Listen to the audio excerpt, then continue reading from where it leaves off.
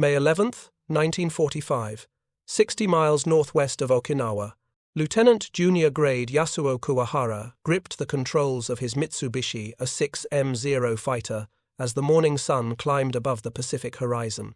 He was 23 years old and had been flying combat missions for 8 months. What he witnessed that morning would shatter every assumption about American technological capabilities that his commanders had taught him. His formation of 156 aircraft, a massive kikusui, floating chrysanthemum's wave, was arrowing toward the American destroyer picket line. Their orders were absolute: strike the American fleet, die with honor, no return. But as they approached the screening vessels, something impossible began happening. The American ships opened fire, and aircraft started exploding, not from direct hits, not from proximity to the ships, but in mid-air, hundreds of meters away, as if the shells possessed eyes and sought out their targets. Kuwahara watched zero after zero burst into flames, torn apart by fragments that seemed to materialize from empty sky. The anti-aircraft fire was different from anything he had encountered. The shells detonated at precisely the right altitude, creating lethal clouds of shrapnel that turned the approach corridor into an execution chamber. By noon that day, American destroyers USS Hadley and USS Evans, supported by 4 landing craft, would claim 35 aircraft destroyed. The Hadley alone knocked down 12 enemy planes before being struck. The verdict from American action reports was unequivocal. Indispensable was the judgment on the role played by variable time-fused ammunition, but for the Japanese pilots who survived, there was no technical analysis, only horror, only the realization that they were flying into weapons that defied their understanding of what artillery could achieve. The story of how Japanese forces came to experience and fear the American proximity fuse began not with examination of captured technology, but with brutal education through combat against an enemy whose industrial and scientific capabilities exceeded everything the Imperial Japanese Navy believed possible. The National Defense Research Committee, formed on June 27, 1940, brought together leading American scientists under the direction of Vannevar Bush. Among them was Merle Tuve, a physicist whose team would eventually number over 1,000 scientists and engineers. They were tasked with solving what every major power had concluded was an impossible problem: make artillery shells that could detect approaching targets and detonate automatically. The concept had existed for decades. The execution had defeated every attempt. Conventional anti-aircraft guns required either a direct hit or a time fuse set to explode at a predetermined altitude. In practice, downing a single enemy aircraft required approximately 20,000 shells. Some estimates ranged as high as 100,000 rounds per kill. Germany had explored proximity fuses as early as 1930, developing over 30 different designs. By 1939, German researchers concluded the technical challenges were insurmountable. Japan never seriously attempted development. The miniaturization required, the ruggedness necessary to survive artillery acceleration, the power generation in such compact space, all seemed beyond current technology. If you're enjoying this deep dive into the story, hit the subscribe button and let us know in the comments from where in the world you are watching from today. But American scientists did what others declared impossible. By September 1941, they were achieving success rates above 50% in test firings. The fuse contained approximately 130 miniaturized electronic components. A complete radio transmitter and receiver fit into the nose of a 5-inch shell. Miniature vacuum tubes, redesigned to withstand 20,000 times the force of gravity, survived being fired from guns. A reserve battery activated by centrifugal force provided power during flight. When radio waves emitted by the fuse struck a target and reflected back, the Doppler shift in frequency triggered detonation at optimal range. The effect was devastating. Instead of requiring a direct hit on a maneuvering aircraft, the shell simply needed to pass within lethal distance. The fragments spread in a cone pattern that covered an area far larger than ground bursts. By early 1943, American factories were producing 40,000 fuses per day. On January 5, 1943, off Guadalcanal in the Solomon Islands, 4 Japanese Aichi-D 3A dive bombers attacked a United States Navy task force.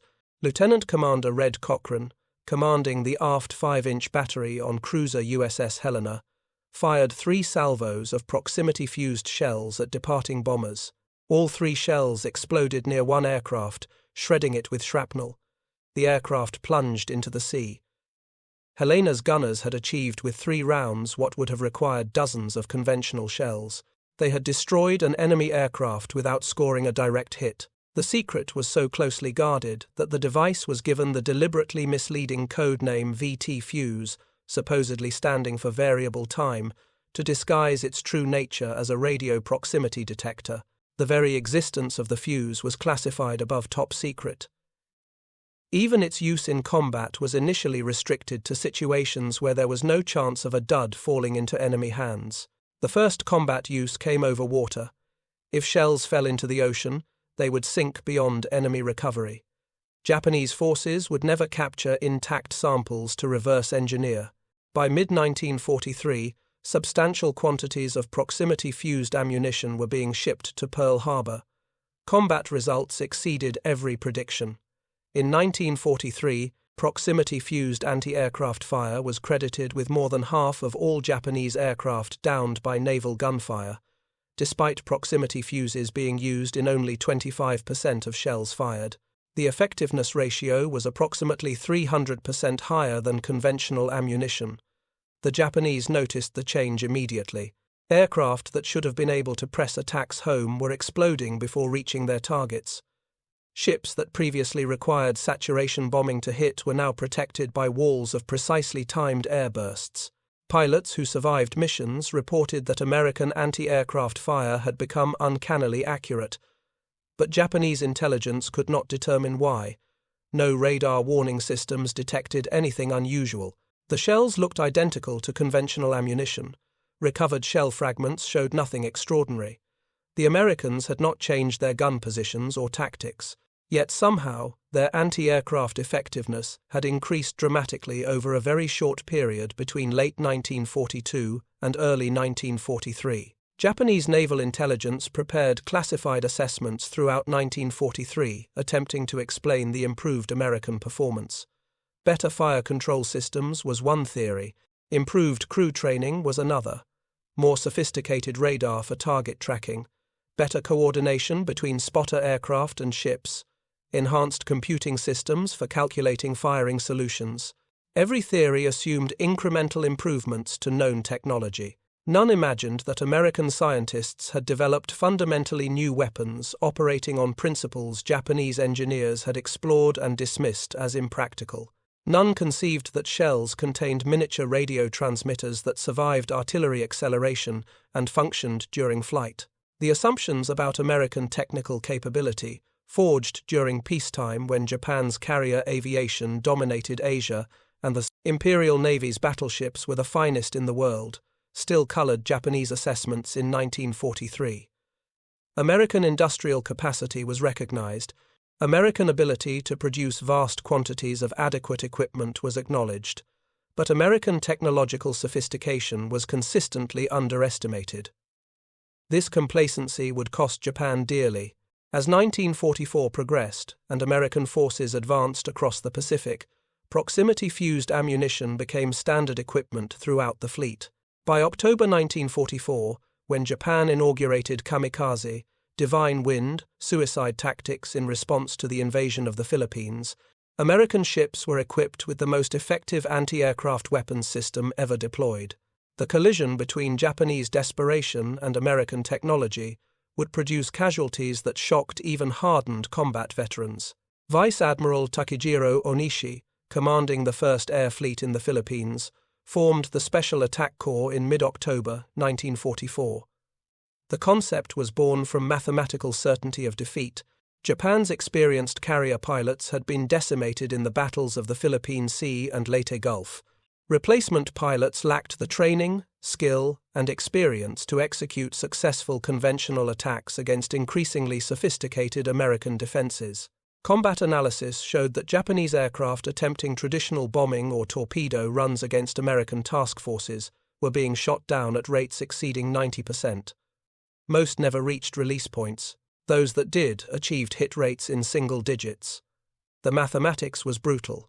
If conventional attacks required 10 aircraft to achieve one hit, and American defenses were destroying 9 out of 10 attackers before they could release weapons, then 20 or 30 aircraft might achieve 1 or 2 hits while losing nearly the entire formation. The exchange rate was unsustainable. Japan's remaining aircraft and pilots were a wasting asset. Onishi's logic was coldly pragmatic. If pilots were dying anyway before releasing weapons, redesign the attacks to guarantee results. Load aircraft with explosives. Train pilots only for basic flying and navigation. Remove radios and parachutes to save weight and eliminate escape options. Send them in waves large enough to overwhelm defenses through sheer numbers. 1 aircraft, 1 pilot, 1 ship.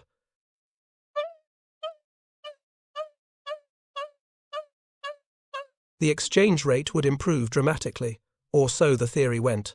What Onishi and his staff did not fully comprehend was that American anti-aircraft capabilities had evolved far beyond Japanese intelligence assessments. The proximity fuse, combined with radar-directed fire control and centralized combat information centers, had transformed fleet air defense into a nearly impenetrable barrier. On October 25, 1944, during the Battle of Leyte Gulf, the first organized kamikaze attacks struck American escort carriers off Samar. The Special Attack Unit succeeded in sinking escort carrier USS St. Lo and damaging 3 others. The psychological impact was immediate. American sailors faced a new kind of enemy, pilots who deliberately crashed into ships. No evasion, no surrender, pure determination to die while inflicting maximum damage. But what Japanese commanders interpreted as initial success masked a fundamental problem. The kamikazes were succeeding primarily because American forces were unprepared for suicide tactics and because the attacks came during a major naval battle when defensive attention was divided. As American defenses adapted, the exchange rates would deteriorate catastrophically for Japan. The adaptation began immediately. Fighter directors refined combat air patrol procedures to maximize interception rates. Destroyer picket lines were established at greater distances from high-value targets, providing early warning and initial defensive layers. Anti-aircraft gun crews trained specifically for fast-closing suicide attackers who would not break off regardless of damage, and proximity-fused ammunition was prioritized for maximum distribution.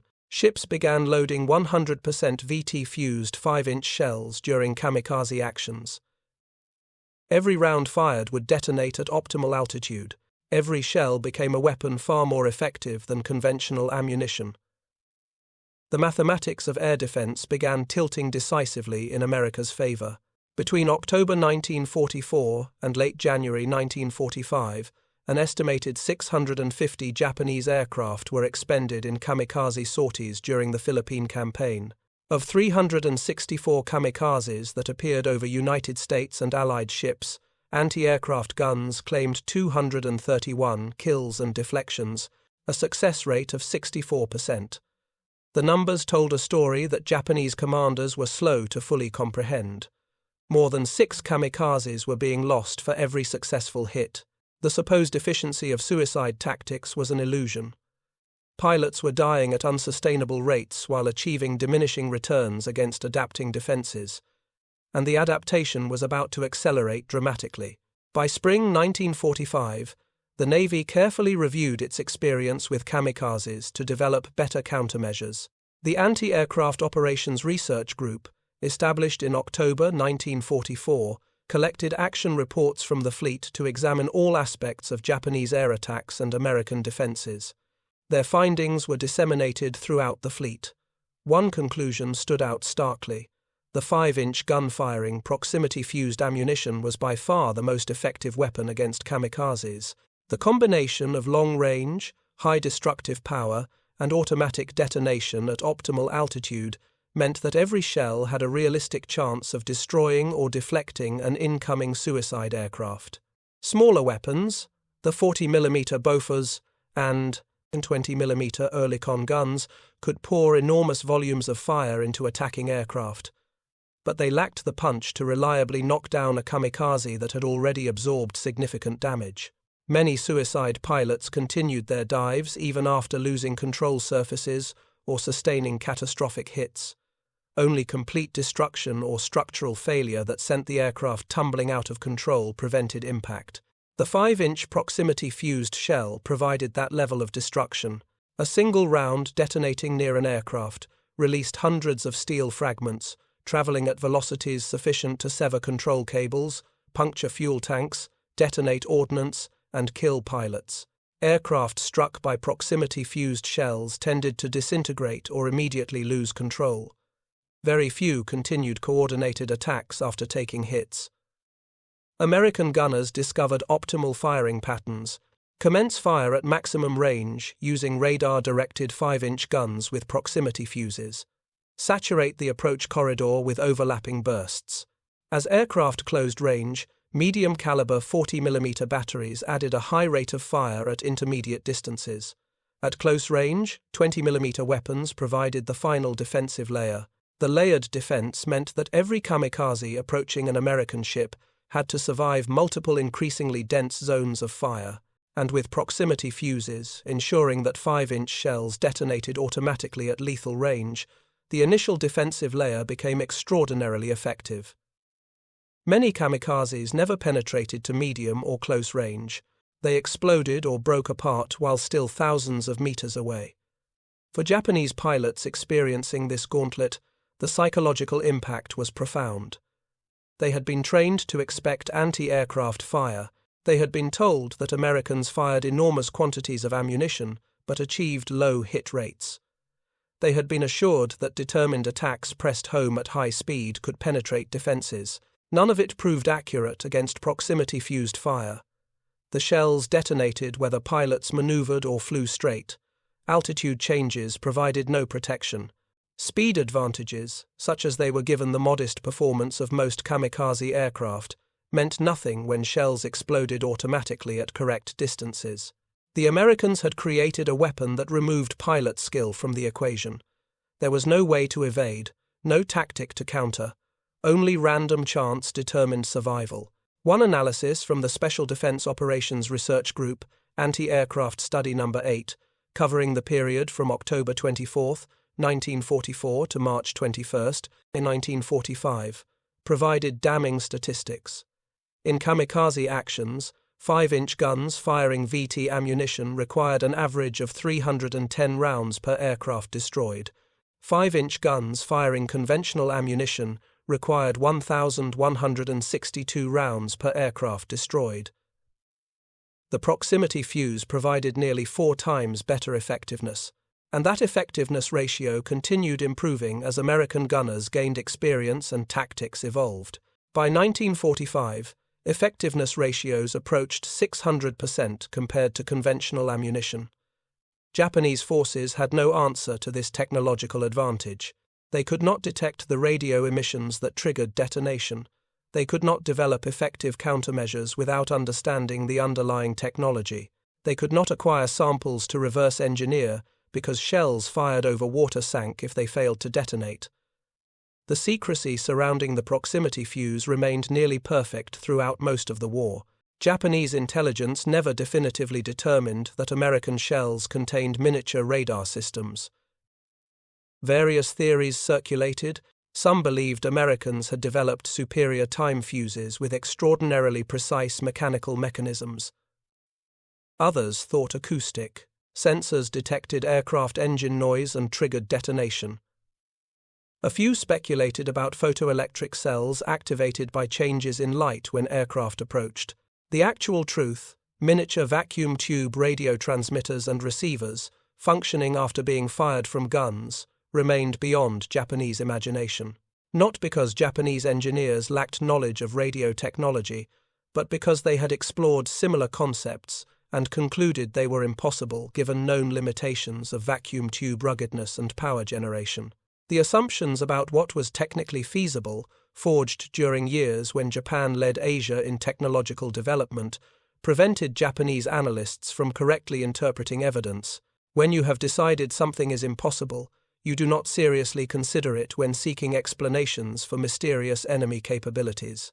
You look for complex implementations of known technology rather than revolutionary breakthroughs you believe cannot exist. This cognitive failure would cost Japan tens of thousands of aircraft and pilots. It would render kamikaze tactics far less effective than Japanese commanders predicted, and it would contribute to the psychological demoralization that infected Japanese forces as they realized they were fighting enemies whose technological capabilities exceeded Japanese comprehension. The education would be brutal and unrelenting, and nowhere would it be more devastating than during the Battle of Okinawa, the largest and most intense kamikaze campaign of the war, where Japanese pilots would die by the hundreds, while American ships equipped with proximity fuses transformed the sky into a killing field of precisely timed airbursts that made survival almost impossible, and success increasingly unlikely. April 6, 1945. 3 o'clock in the afternoon. The sky above Okinawa filled with hundreds of aircraft as Kikusui. Number 1, the first of 10 massive coordinated kamikaze attacks, began its assault on the American Fifth Fleet. 355 kamikaze pilots and 344 escort fighters departed southern Kyushu that morning. Their target was the vast armada of American ships supporting the invasion that had begun 5 days earlier on April 1st. Flying Petty Officer First Class Isao Matsuo had written to his parents the night before, "Dear parents, please congratulate me. I have been given a splendid opportunity to die. This is my last day." He would not survive the afternoon. Neither would most of his fellow pilots. What they did not know, what they could not know, was that they were flying into defensive fire unlike anything previously encountered in warfare. American radar detected the massive formation while still over 100 miles away. Fighter directors vectored combat air patrols toward the incoming raids. Carrier-based Hellcats and Corsairs climbed to intercept. The first layer of defense engaged while the kamikazes were still forming up for their attacks. Dozens of aircraft fell during these initial engagements, but the formation was so large that many penetrated through to the destroyer picket lines. The picket ships, destroyers and smaller craft stationed in a defensive ring around Okinawa, faced the heaviest attacks. These vessels, positioned to provide early warning and initial defense, became primary targets simply because they were first encountered. What followed was carnage on both sides. USS Newcomb, a veteran destroyer that had fought through previous campaigns, shot down 4 enemy planes before 5 others struck the ship in rapid succession. Commander L.B. Cook's crew fought desperately to save their vessel. Fires raged. 91 sailors were killed or wounded. Many suffered devastating burns. The ship remained afloat only through extraordinary damage control efforts. USS Leutzer, moving to assist the stricken Newcomb, came under attack herself. More kamikazes dove through walls of anti-aircraft fire, pressing attacks with fanatical determination. What American sailors noticed immediately was the effectiveness of their 5-inch guns firing proximity-fused ammunition.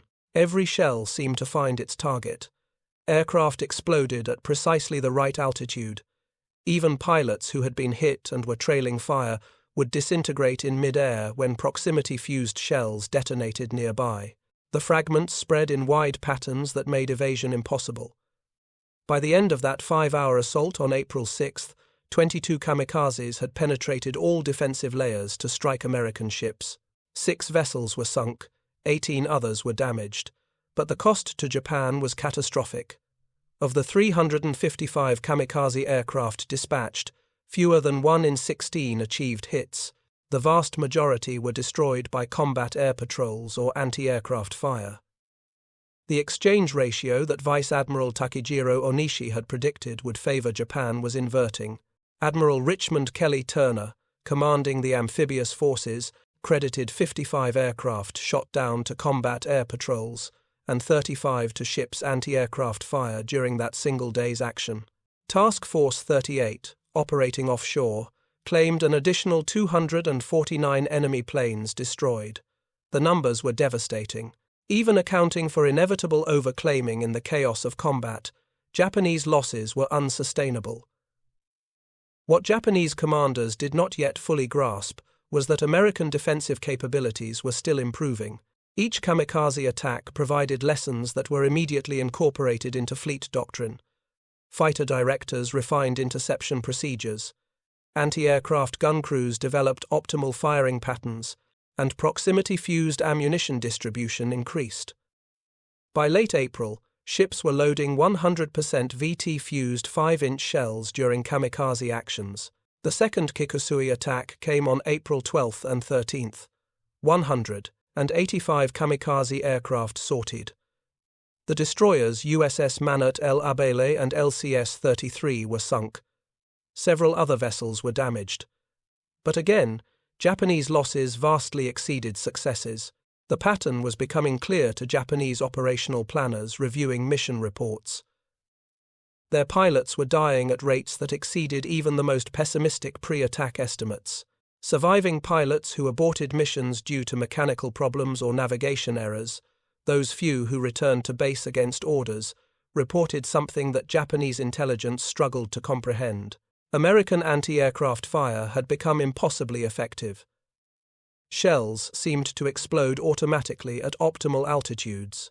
Aircraft hit by fragments tended to immediately lose control rather than suffering progressive damage. There was no effective evasion. Diving attacks, climbing approaches, high-speed dashes, all resulted in the same outcome. Lieutenant Junior Grade Kuwahara, who had witnessed the May 11th attack on the Hadley and Evans, survived only because his formation leader was shot down before reaching the target area, and Kuwahara's damaged aircraft could not maintain formation. He aborted the attack and managed to return to Kyushu. His interrogation by unit intelligence officers revealed growing desperation among surviving pilots. "The shells explode overhead without warning," Kuwahara reported. "We see no muzzle flashes due to distance and weather. We hear no approaching sound. Suddenly aircraft around us burst apart in mid-air. There is no pattern we can anticipate. No altitude provides safety. High approaches allow American fighters more time to intercept. Low approaches mean concentrated anti-aircraft fire. The Americans have created defensive fire that eliminates every advantage speed or altitude might provide." By May, the situation had deteriorated further for Japanese forces. Kikusui attacks 3 through 9 sent hundreds of additional aircraft against the fleet. Each attack produced diminishing returns. American defenders had adapted completely to kamikaze tactics. Fighter directors positioned combat air patrols in layered formations that caught incoming raids at multiple altitudes. Radar picket ships worked in coordination, providing overlapping fields of fire. The May 11th action, during which USS Hadley and USS Evans faced 156 attacking aircraft with support from just 4 landing craft, demonstrated both the desperation of Japanese tactics and the effectiveness of American proximity-fused fire. The fighter director's tally revealed the scale of the attack and the one-sided nature of the combat that followed. During approximately 90 minutes, the small group of ships and aircraft engaged in continuous combat. Evans was hit 4 times by suicide planes, each already ablaze from anti-aircraft fire before impact. Hadley knocked down 12 enemy planes. Evans accounted for 23. The escorts added additional kills. The destroyers absorbed horrific damage but remained afloat. Both ships survived despite catastrophic hits. The action report from that engagement included a verdict that would be repeated throughout the Okinawa campaign. Indispensable was the assessment of variable time fused ammunition. The proximity fuse had created a defensive capability that made even massive suicide attacks survivable for well-defended ships. Japanese aircraft were being destroyed at ranges that would have been impossible with conventional ammunition. If you find this story engaging, please take a moment to subscribe and enable notifications. It helps us continue producing in-depth content like this. The psychological impact on Japanese forces was profound and multifaceted. Pilots understood they were unlikely to reach targets.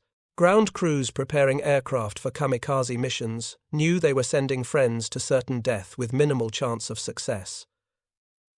Commanders planning operations faced mathematics that defied their strategic objectives, and increasingly, Volunteers for kamikaze duty dried up. By late April and May 1945, many kamikaze pilots were no longer volunteers. They were conscripts, resentful young men forced into suicide missions they had not chosen. Training had become perfunctory. Fuel shortages limited flight time. Many pilots possessed marginal flying skills. Aircraft were often obsolete types pulled from training units. The desperation was complete. American intelligence officers interrogating captured Japanese personnel, including ground crew and surviving aircrew who had been rescued from disabled aircraft, documented this transformation. One ground crew member captured after Okinawa described the atmosphere at kamikaze bases in Kyushu during May 1945 as resembling a funeral more than a military operation. "The pilots know they will die," the prisoner reported. "They also know their chances of hitting American ships are very poor. Many drink heavily before missions. Some cry openly. Others become completely silent, withdrawn into themselves. There is no enthusiasm, no joy, only resignation and bitterness." One pilot, after taking off, deliberately strafed our own command post before heading toward Okinawa. This was not reported officially, but everyone knew it happened. The physical evidence supported these accounts. American ships recovering bodies and wreckage from shot-down kamikazes found alcohol containers in several aircraft. Medical examinations of recovered corpses revealed high blood alcohol levels. The divine wind had become a forced march to death, stripped of any spiritual meaning, reduced to mechanical execution of orders that everyone knew were futile. Japanese naval commanders reviewing operational results faced an impossible situation. The Okinawa campaign had consumed aircraft and pilots at rates that could not be sustained. Between April 1 and June 22, 1945, approximately 1,900 kamikaze pilots died in attacks against the American fleet.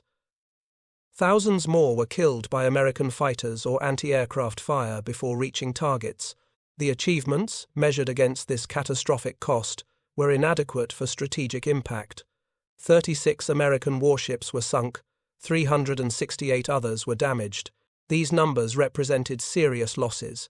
Nearly 5,000 American sailors had been killed, and another 5,000 wounded or missing. It was the worst naval casualty rate of the entire Pacific War for the United States Navy. But the losses did not force American withdrawal. The invasion proceeded. The island was conquered. The fleet remained on station despite damage. American shipyards could replace losses far faster than Japanese training programs could produce replacement pilots. And American technological advantages, particularly the proximity fuse, ensured that exchange rates would remain catastrophically unfavorable for Japan. By June, when organized resistance on Okinawa ended, Japanese commanders understood that kamikaze tactics had failed to achieve their strategic objective. They had not driven away the American fleet. They had not made the cost of invasion prohibitive. They had merely delayed the inevitable while consuming irreplaceable assets. The technological gap had proven decisive. The Anti-Aircraft Operations Research Group, established by the United States Navy in October 1944, had collected and analyzed every aspect of kamikaze attacks and American defensive responses. Their findings, disseminated throughout the fleet, provided quantitative confirmation of what sailors already knew from experience. The 5-inch gun-firing proximity-fused ammunition was by far the most effective weapon against suicide aircraft. Statistics from the period between October 24, 1944 and March 21, 1945 covered the Philippine and Iwo Jima campaigns. 5-inch guns firing VT ammunition required an average of 310 rounds per aircraft destroyed. 5-inch guns firing conventional ammunition required 1,162 rounds per aircraft destroyed. The proximity fuse provided nearly 4 times better effectiveness. By 1945, as crews gained experience and tactics evolved, effectiveness ratios improved further. Later analysis suggested proximity-fused ammunition was approximately 600% more effective than conventional ammunition against fast-moving aerial targets. This meant that American ships could engage more targets simultaneously, sustain defensive fire longer, and achieve kills at greater ranges. Every advantage favored the defender. For Japanese forces, these statistics translated into an increasingly hopeless tactical situation. Even when massive Kikusui attacks sent hundreds of aircraft against the fleet, the combination of fighter interception and proximity-fused anti-aircraft fire ensured that only a small percentage would penetrate to attack range. And of those that did penetrate, most were damaged or destroyed before reaching their targets. The goal of one plane, one ship, the mathematical foundation of kamikaze strategy, proved impossible to achieve against American defensive technology. The actual exchange rate was closer to 6 or 7 aircraft lost for every ship hit, and 10 or more aircraft lost for every ship sunk. These ratios made kamikaze operations a net strategic loss, even when tactical successes were achieved. Japanese technical intelligence services attempted throughout the campaign to determine why American anti-aircraft effectiveness had improved so dramatically. Various theories circulated. Some believed Americans had developed mechanical time fuses with extraordinary precision. Others speculated about acoustic sensors that detected engine noise. A few suggested photoelectric cells triggered by changes in light intensity when aircraft approached. The actual truth, that American shells contained miniature radio transmitters and receivers that survived artillery acceleration and functioned reliably during flight, remained beyond Japanese comprehension. Not because Japanese engineers lacked knowledge of radio technology, but because they had explored similar concepts before the war and concluded they were impractical given the fragility of vacuum tubes and the violent forces of gunfiring. The assumptions about technical feasibility, formed during the 1930s when Japan led Asia in industrial development, prevented correct analysis, even when evidence accumulated. When you have decided something is impossible based on solid engineering principles, you do not seriously consider it when seeking explanations for mysterious enemy capabilities. You look for sophisticated implementations of known technology rather than revolutionary breakthroughs. This cognitive blind spot would persist through war's end. Japanese forces never captured intact proximity fuses for analysis. The strict American policy of using VT ammunition only over water until late in the war ensured that duds sank to ocean depths. Even after proximity fuses were used over land in Europe, starting in December 1944, very few fell in areas where Japanese intelligence could recover them. One analysis by Japanese Naval Technical Services in May 1945, based on reports from surviving kamikaze pilots and observations by Japanese submarines monitoring American fleet movements, concluded that American defensive improvements resulted from multiple factors working in combination: better radar coverage, improved fighter direction, enhanced fire control computers, superior crew training, and possibly improved ammunition with better fragmentation characteristics. The report mentioned briefly that some pilots reported American shells appeared to explode at consistent altitudes, regardless of target maneuvering, which might indicate time fuses of unusual precision. But the report did not pursue this line of investigation further. The possibility that shells might contain active sensing systems that detected targets and triggered detonation automatically was not seriously considered. The technology required seemed impossible given what Japanese engineers understood about electronic miniaturization and ruggedness. This failure to comprehend American technological capabilities extended beyond the proximity fuse to broader understanding of American industrial capacity and scientific sophistication. Japanese propaganda had consistently portrayed Americans as materialistic, but lacking in spiritual strength and technical innovation. The reality, demonstrated daily in combat, contradicted every assumption. American forces not only produced vastly more equipment than Japan, they produced equipment of higher quality and greater sophistication. American ships carried radar systems superior to anything Japan deployed. American aircraft had better engines and more advanced fire control systems. American submarines had superior torpedoes and detection equipment. In virtually every technological domain, American equipment was both more capable and more reliable than Japanese equivalents. The proximity fuse epitomized this technological dominance. It combined theoretical sophistication in radio frequency engineering with practical manufacturing excellence in mass production.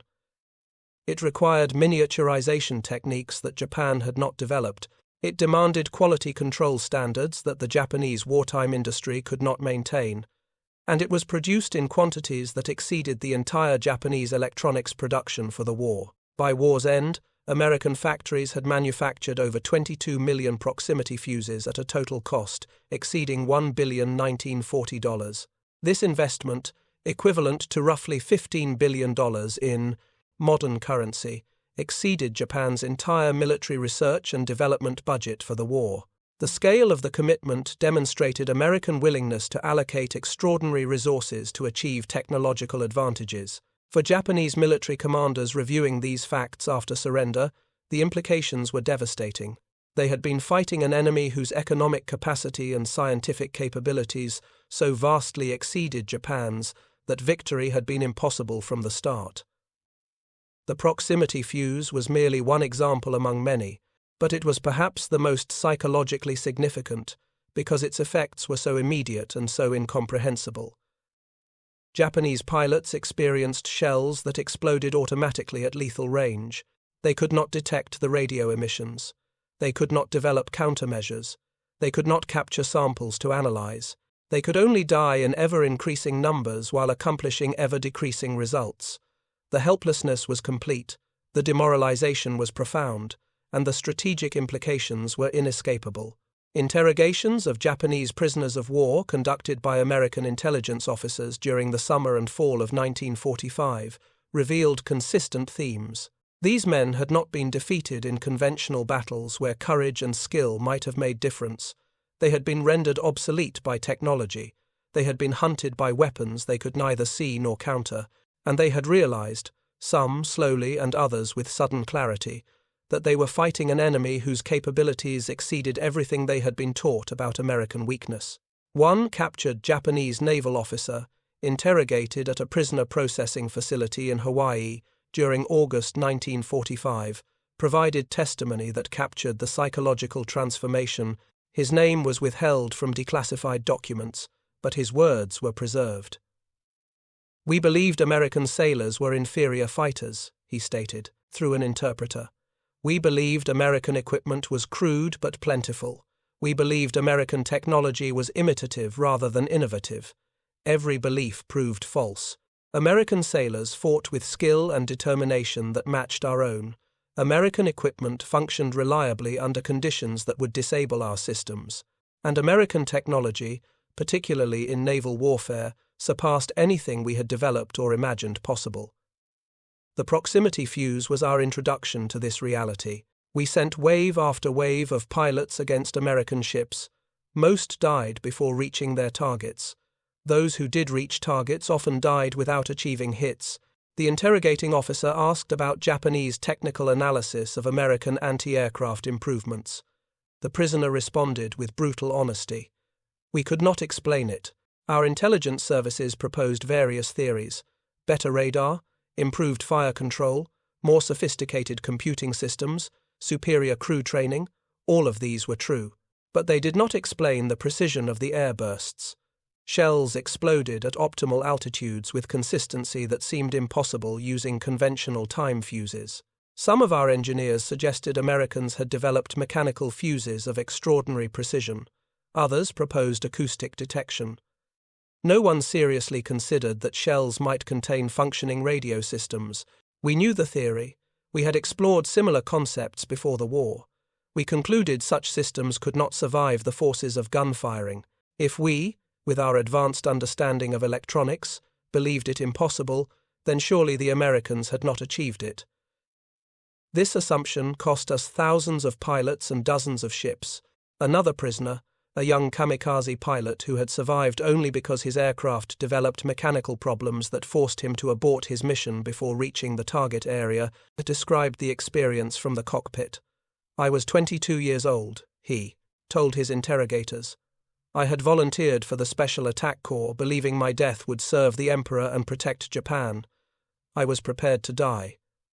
What I was not prepared for was futility.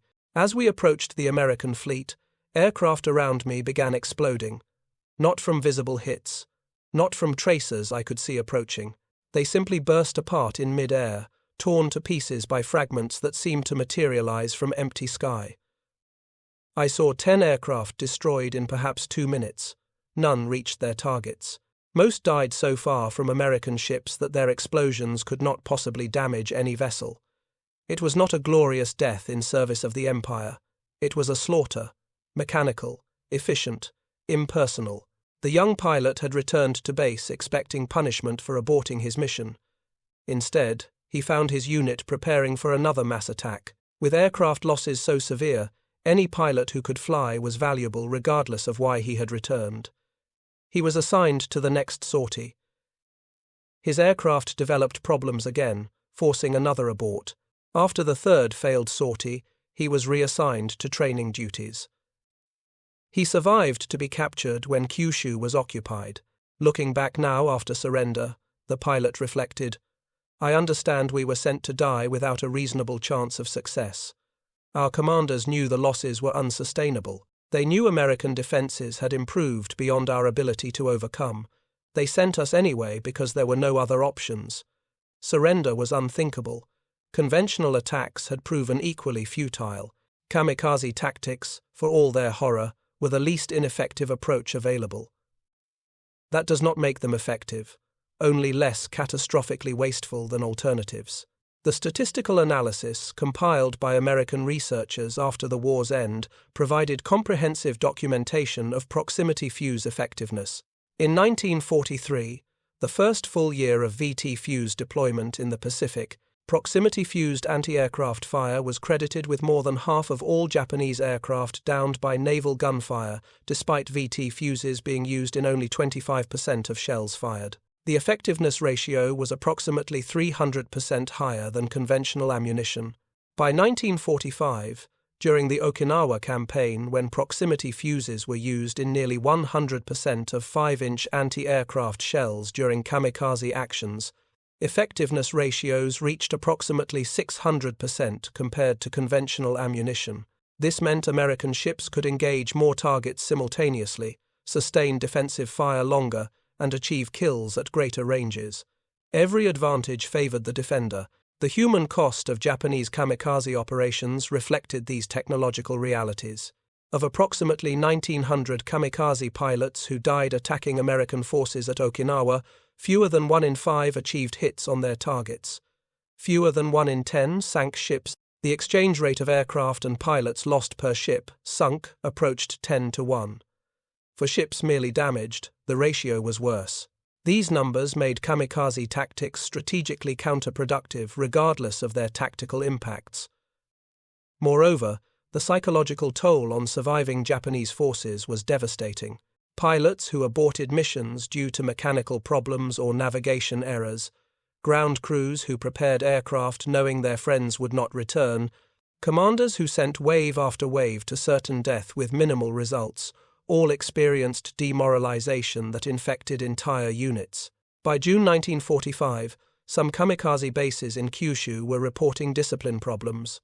Pilots drank heavily before missions. Some attempted suicide before takeoff rather than face anti-aircraft fire. Others deliberately crashed immediately after takeoff. The Imperial Japanese Navy had planned to reserve thousands of aircraft and pilots for the final defense of the home islands. Operation Ketsu-Go, the plan for defending Japan against invasion, envisioned using 10,000 aircraft in suicide attacks against invasion fleets. The assumption was that even with heavy losses, such massive attacks would inflict casualties sufficient to make invasion politically unsustainable for America. But the Okinawa campaign demonstrated that even mass kamikaze attacks could not prevent American success. The Fifth Fleet had absorbed approximately 1,900 kamikaze sorties over nearly 3 months. The fleet suffered serious casualties, but it remained on station. The invasion succeeded, the island was conquered, and American technological advantages, particularly the proximity fuse, ensured that exchange rates would remain catastrophically unfavorable for Japan, regardless of how many aircraft were committed. When Emperor Hirohito announced Japan's surrender on August 15, 1945, one factor in his decision was the recognition that continued resistance was futile. The atomic bombs on Hiroshima and Nagasaki demonstrated American possession of weapons against which Japan had no defense. But the broader pattern of American technological and industrial superiority had been clear for months. The proximity fuse was merely one example among many. In the post-war period, as Japan rebuilt under American occupation, former Japanese military officers participated in extensive debriefings about wartime experiences. The Strategic Bombing Survey conducted interviews with hundreds of Japanese military and civilian leaders. Technical intelligence teams examined Japanese records and interrogated engineers about weapons development programs. The picture that emerged was one of a nation that had fundamentally misunderstood its opponent. Japan had entered the war believing that spiritual strength and tactical skill could overcome material disadvantages. The Bushido Code emphasized fighting spirit over technological capability. Japanese propaganda consistently portrayed Americans as wealthy but weak, materialistic but lacking discipline. These assumptions proved catastrophically wrong. Americans fought with determination that matched Japanese forces, and American technology, particularly in areas like radar, fire control, and electronics miniaturization, exceeded Japanese capabilities by margins that made conventional combat increasingly one-sided. The proximity fuse epitomized this technological gap. It combined theoretical sophistication in radio engineering with practical excellence in manufacturing. It required miniaturization techniques Japan had not developed. It demanded quality control standards the Japanese wartime industry could not maintain, and it was produced in quantities that dwarfed Japanese electronics production. The 22 million proximity fuses, manufactured by America during the war, exceeded Japan's total production of all electronic components for military use during the same period. For Japanese engineers examining captured American equipment after surrender, the revelations were humbling. Vice Admiral Paul D. Stroop, who served on the United States Strategic Bombing Survey, later recalled conversations with Japanese technical officers. They were stunned by American manufacturing capabilities, Stroop remembered. Not just the quantity of production, though that was impressive, but the quality and consistency. Japanese production methods relied heavily on skilled craftsmen, making individual adjustments to each unit. American production used interchangeable parts manufactured to precise specifications. This allowed higher production rates and better reliability. One Japanese electronics engineer, shown a proximity fuse during technical debriefings, spent several minutes examining the miniature vacuum tubes and printed circuit board. "This should not be possible," he reportedly said. "The tubes are too small, the circuit is too complex, the entire assembly is too compact to function reliably after being fired from a gun." Yet clearly it did function. We were defeated not only by American quantity but by American quality we could not match. The legacy of the proximity fuse extended far beyond its immediate military applications. The miniaturization techniques developed for the fuse influenced post-war electronics industry development. The quality control methods became standard practice in manufacturing, and the industrial mobilization that produced 22 million fuses demonstrated American capacity to solve extraordinarily complex technical problems through massive application of resources and systematic engineering. Scientists and engineers who worked on proximity fuse development went on to distinguished careers in post-war America. James Van Allen, who helped develop rugged vacuum tubes for the fuse, later applied similar miniaturization techniques to scientific instruments for space exploration. The Explorer 1 satellite, launched in 1958 and credited with discovering the Van Allen radiation belts, used instruments that drew directly on proximity fuse technology. Many of the manufacturing techniques developed for fuse production found applications in consumer electronics.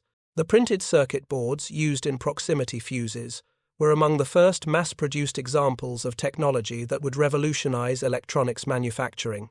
The workforce training programs demonstrated that complex technical assembly could be performed by workers without advanced education, given proper training and quality control systems. For Japan, the lessons of technological defeat influenced post-war development strategies.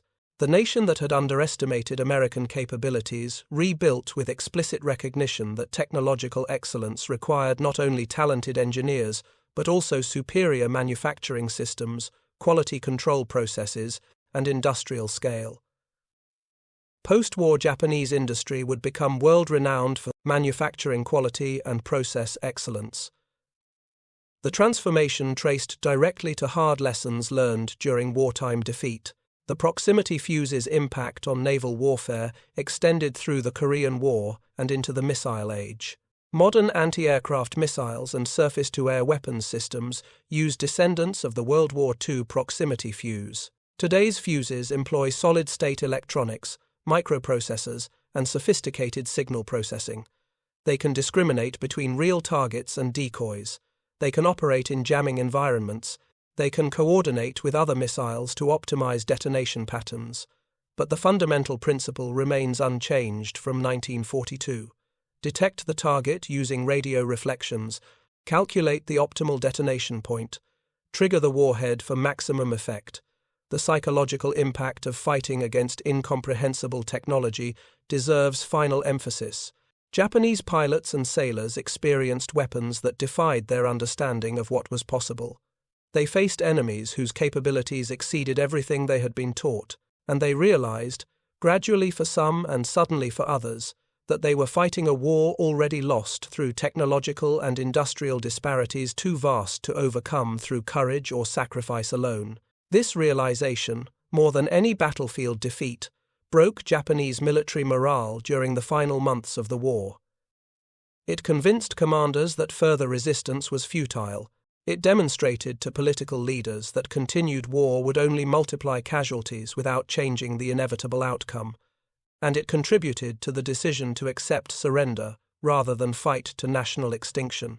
The proximity fuse, developed in American laboratories and produced in American factories, deployed at sea where captured samples would sink beyond enemy reach, represented everything that made American military power dominant in World War II.